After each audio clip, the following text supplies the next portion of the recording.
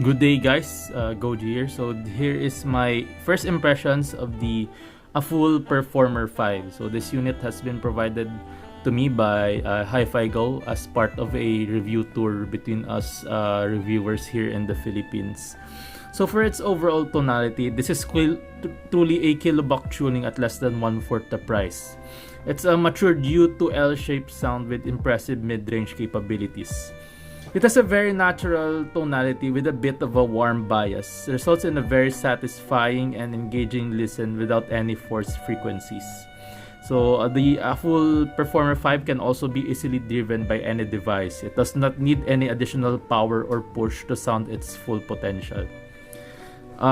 This IEM can also be considered as one of the absolute monuments in its price range.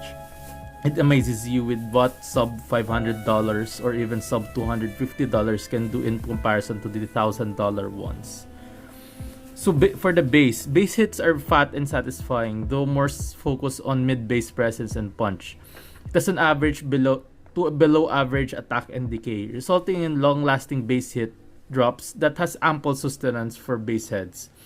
Sub-bass isn't left behind like most mid-bass oriented IEMs do.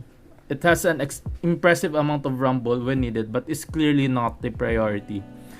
There's not much to criticize here if I were to be honest. It will just depend on how you want your bass.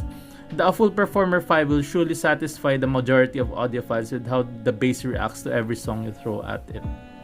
So I'm mostly of a metalhead, so I've listened to more faster oriented genres like death metal or black metal. So the Aful Performer 5 really brings that punch to the double bass kicks when needed. So it's not as accurate as you may see in like Moondrop IEMs or other Harman targeted IEMs, but the Aful Performer 5 brings that satisfying punch that I prefer more than the surgical or technical kick sounding kick sounds. So for the mid-range, another triumph for those who like their mid-range full and engaging. Mid-range continues the theme of the bass in its sustaining and ample nature. All of the frequencies are layered nicely, though I've heard better laying capabilities in its peers. For example, the C Audio Bravery or its the Bravery 2, and the BQ EYZ Autumn and Winter, and so much more. Its thick nature results to it having a slight bias to the lower ranges when it comes to vocals, so baritones or bass for males and altos for females. Higher ranges aren't veiled despite the bias. It just takes a slight step back in terms of presentation when paired with lower voices.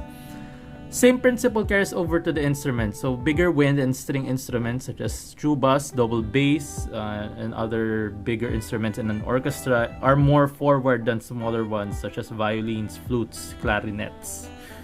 So for the treble, so this is where my slight nitpicks in the Performer 5 comes in. So it takes a slight drift away from the main theme of engagement by focusing more on the shimmer side of the treble, such as sparkle on the cymbals, performance nuances such as snare ghost notes, overtones, and guitar pick attack rather than body. So the body you can mainly hear it in the swishiness of the cymbals. It also has some irregularities here and there in terms of how upper frequencies are presented, most especially in modern tracks wherein cymbals can be a tad bit too bright. It's understandable if some treble sensitive people can have some discomfort, but can easily be solved by turning down the volume 1 or 2 notches to your preferred volume range. It does not scale. The Performer 5 does not scale also well with power. Irregularities in the treble pop up more when high gain sources are used. So I've used my DAP here, which is preferably colored to the IM we have here. So this is the FIO X3 Mark III, and this has a high gain mode. So I turned down the high gain mode for the Aful Performer 5. Performer 5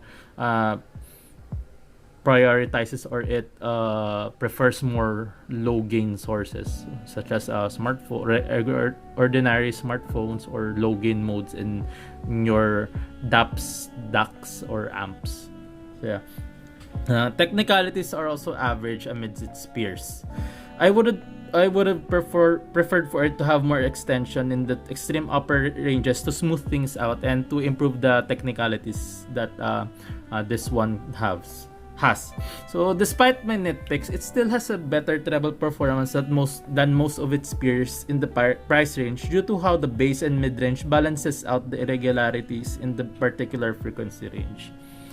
So for the soundstage and imaging, it's a more engaging sound signature, results in a very intimate soundstage. Everything is laid out in front of the listener with minimal distance between the sound. So if you can imagine, the sound can be right up here in your face. So if you're this is a point of view, so the sound is really close to you. So it's definitely not the IEM for those who are looking for holographic or headphone-like soundstage. Its imaging is accurate as it can be, though layering between instruments can use a little bit of work due to its thicker mid-range.